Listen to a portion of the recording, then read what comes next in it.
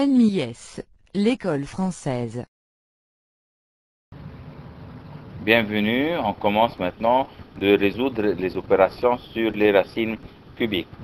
Alors, une petite remarque en ce qui concerne cet exercice ou ce genre des opérations, en ce qui concerne les racines cubiques, qu'on doit faire très attention à avoir la pratique de résoudre ce genre d'exercice en ce qui concerne les racines cubiques. Pourquoi?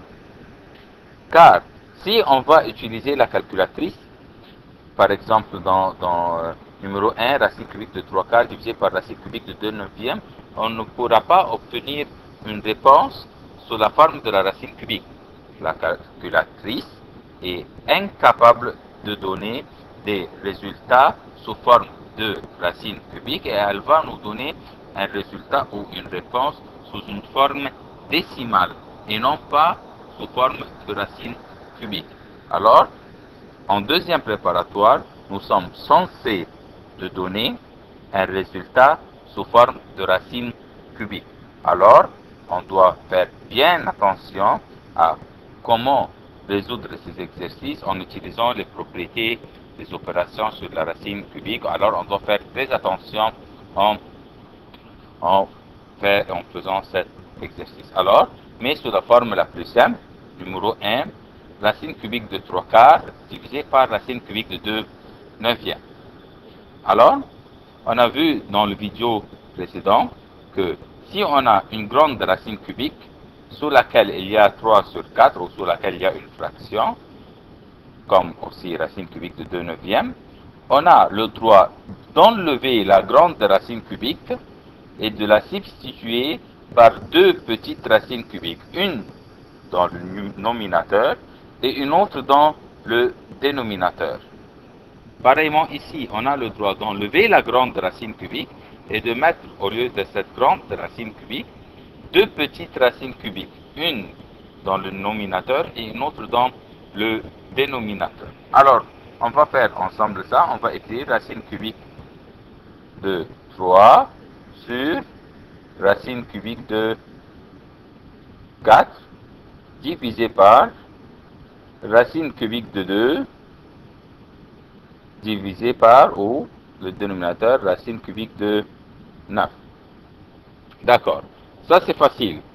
Maintenant, nous avons vu aussi en cinquième primaire quand on divise deux fractions, on enlève le signe de la division en le substituant par un signe de multiplication et on va, comme nous avons inversé le signe de la division, on va aussi renverser le nominateur à la place du dénominateur et on va déplacer le dénominateur à la place du nominateur. Alors, on obtiendra racine cubique de 3 divisé par racine cubique de 4 fois racine cubique de 9, car toujours on inverse la deuxième fraction, on laisse la première fraction telle qu'elle est, mais on inverse la deuxième fraction. Comme nous avons inversé les signes de la division en un signe de fois, on inverse la deuxième fraction, divisé par racine cubique de 2. Voyons maintenant, on a des racines cubiques dans le dénominateur, comme racine cubique de 4 et racine cubique de 2. On veut se débarrasser de ces racines cubiques, car on a vu avant ça que nous n'admettons pas ni des racines carrées, ni des racines cubiques dans le dénominateur. Pour faire cela, on va décomposer le 4 et décomposer le 2 en nombre premier. Voyons ensemble, qu'est-ce qu'on va obtenir? On va obtenir racine cubique de 3 sur racine cubique de... Est-ce qu'on peut décomposer le 4? Voyons, nous allons prendre le 4. Je vais décomposer le nombre sous la racine cubique dans le dénominateur. Racine cubique de 4 est égale 2, 2, si on décompose 2 et 1. Alors le 4 est formé de 2 fois 2. Alors je vais enlever ce 4 pour mettre au lieu de ce 4, 2 fois 2. sous la racine cubique, fois, je ne veux pas décomposer le 9, car le 9 n'est pas dans le dénominateur. Moi, je décompose seulement les nombres qui sont dans les dénominateurs pour se débarrasser de la racine cubique. Alors, fois racine cubique de 9, telle qu'elle est, divisé par le 2, on va essayer de décomposer le 2. Le 2 n'est pas décomposable que par lui-même, car le 2 est un nombre premier. Alors, racine cubique de 2. Maintenant, effectuons la multiplication. Racine cubique de 3 fois racine cubique de 9 est égal à racine cubique de 3 fois 9, qui est égal à racine cubique de 3 fois 9 est égal à 27. Divisé par, voyons ici, on a racine cubique de 2 fois racine cubique de 2 fois racine cubique de 2. J'ai racine cubique de 2 qui s'est répétée 3 fois. Alors, ceci me permet d'enlever la racine cubique de 2 et de mettre 2 seulement sans la racine cubique. Voyons ensemble comment on va faire ça. J'ai une racine cubique de 2. Voilà. Fois 7 racines cubiques de 2. Fois la troisième racine cubique de 2.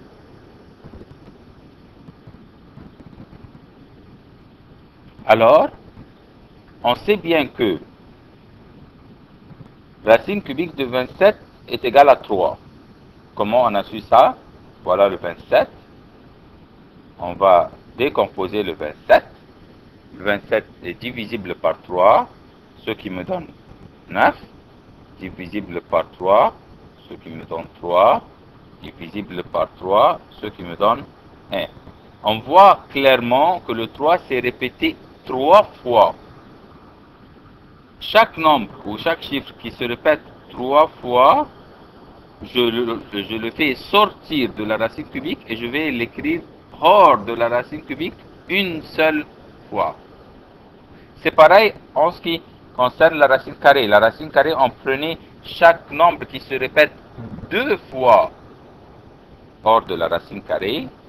Mais en ce qui concerne la racine cubique, le nombre qui se répète 3 fois, voilà, une fois, 2 fois et la troisième, on le prend une seule fois au dehors de la racine cubique. Alors, racine cubique de 27 égale 3 fois 3 fois 3. Alors, le 3 s'est répété 3 fois. Alors, on fait sortir le 3 hors de la racine cubique. Et voilà. Alors, racine cubique 2 fois racine cubique de 2 fois racine cubique de 2. Le 2 s'est répété 3 fois. Alors, on peut enlever la racine cubique de 2 et écrire simplement 2. Pourquoi?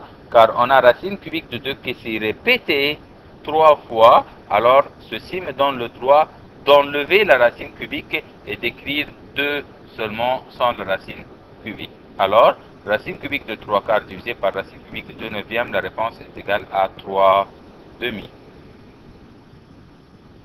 Voyons un autre exemple. Demi racine cubique de 56 moins racine cubique de 7 sur 27. Alors, on doit tout d'abord mettre sous la forme la plus simple le 56 qui se trouve sous la racine cubique, car 56 est un très grand nombre qui se trouve sous la racine cubique. Alors, on va prendre le 56, on va le décomposer, divisé par 2, ce qui me donne 28, qui est divisible à son tour par 2, ce qui me donne 14, ce qui est divisible par 2, qui me donne 7, qui est divisible par 7, ce qui me donne 1. Alors, ici on travaille avec la racine cubique. Faites attention, racine cubique. Alors, chaque nombre qui se répète 3 fois, je le prends au dehors de la racine cubique une seule fois. Voilà le 2, une fois, 2 fois, 3 fois. Alors, on va faire sortir ce 2 une seule fois hors de la racine cubique. Et 7, c'est pas répété. Alors, le 7 reste sous la racine cubique. Alors, racine cubique de 56, la racine cubique de 56 est égale à 2 racine cubique de 7. Ça, c'est la racine cubique de 56. En ce qui concerne le demi, voilà, on va le faire descendre. Voilà, on aura demi fois 2 racines cubiques de 7. Moins, on va faire la même chose en ce qui concerne racine cubique de 7 sur 27. On a vu avant ça que si on a une racine cubique, une grande racine cubique, sur laquelle il y a une fraction, au-dessous de laquelle, alors on peut enlever la grande racine cubique et de la substituer par 2 racines cubiques, une dans le nominateur et une autre dans le dénominateur. Alors on aura racine cubique de 7 dans le nominateur et racine cubique de 27 dans le dénominateur. Alors, on continue. Demi fois 2, c'est une question de multiplication, bien sûr. Ici, quand on avait demi racine cubique de 56, puisqu'il n'y avait pas un signe, alors ça veut dire, bien sûr, que le signe entre le demi et la racine cubique de 56, c'est multiplication. Ici, pareillement. Alors, demi fois 2, on peut tout simplement simplifier le 2 avec le 2. Le 2, racine cubique de 7, avec le 2 qui se trouve dans le dénominateur du demi. Alors, on obtiendra tout simplement racine cubique de 7, car on a enlevé le 2 avec le 2. Alors voilà, racine cubique de 7, moins racine cubique de 7, sur, on a vu qu'on n'admet pas de racine cubique dans le dénominateur. Alors, on va prendre la racine cubique de 27 et on va la décomposer. Voilà le 27, comme nous avons déjà vu ici, c'est divisible par 3, 9, 3, 3, 3, 1. Alors, la racine cubique de 27, on a vu que le 3 s'est répété 3 fois, 1, 2, 3. Alors, on peut l'enlever hors de la racine cubique et d'écrire au lieu de racine cubique de 27, un seul 3 qui se trouve au dehors de la racine cubique. La racine cubique de 7 sur 3. Maintenant, on doit faire très attention en ce qui concerne le signe entre ces deux termes algébriques. Le signe entre ces deux termes, c'est un signe de soustraction. Et dans la soustraction des fractions, les deux fractions, pour les soustraire, il doit y avoir un dénominateur commun. Sans le dénominateur commun, on ne peut pas soustraire ni additionner deux fractions. Alors, voyons le dénominateur. Le dénominateur dans le deuxième terme algébrique ici est 3. Mais en ce qui concerne le premier terme, je ne vois pas un dénominateur, ce qui signifie que le dénominateur se trouve, mais on ne l'écrit pas, est égal à 1. Car racine cubique de 7, c'est racine cubique de 7 divisé par 1. Alors, on voit clairement que les deux dénominateurs ne sont pas pareils. Alors, on doit réduire les deux fractions pour y avoir un dénominateur pareil. Est-ce que je peux transformer ce 1 en 3 pour que les deux fractions aient un dénominateur commun? Oui, je vais simplement multiplier ce 1 par 3. Et puisque je multiplie le 1 par 3, je dois aussi multiplier la racine cubique de 7 par 3. Car comme j'ai fait dans le dénominateur, je dois faire aussi dans le nominateur. Voyons qu'est-ce que nous allons obtenir de cette étape. Racine cubique de 7 fois 3, c'est très simple. Puisqu'on ne peut pas les multiplier, alors on va tout simplement écrire ces deux termes, ou racine cubique de 7 fois 3, chacun à côté de l'autre. Tout simplement, on va écrire 3, ce 3, racine cubique de 7. Voilà, racine cubique de 7. Voilà le 3 en vert, le voilà, et la racine cubique de 7 à côté du 3 tout simplement. Et le 1 deviendra 3, car 1 fois 3, ça me donne 3. Et j'ai le signe de la soustraction, moins racine cubique de 7 sur 3. Maintenant, les deux fractions, ont eu un dénominateur commun qui est le 3 et le 3. Alors, le résultat de cette soustraction, on aura bien sûr 3 dans le résultat, car on ne soustrait jamais le dénominateur. Le dénominateur reste tel qu'il est dans l'addition et dans la soustraction. Voilà le 3, le dénominateur reste tel qu'il est, puisque c'est un dénominateur commun. Alors, où je vais faire la soustraction?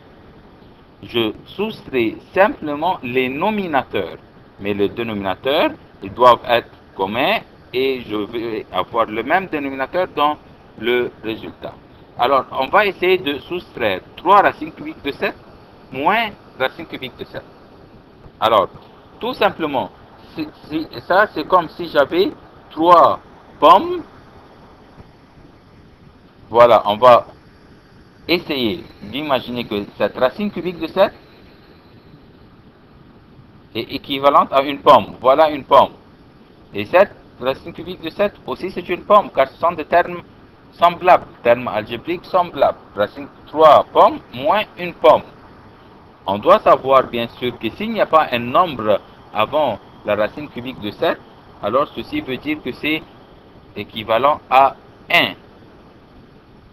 Alors, 3 racines cubiques de 7 moins 1 racine cubique de 7, c'est équivalent à 3 pommes moins une pomme, ça me donne 2 pommes.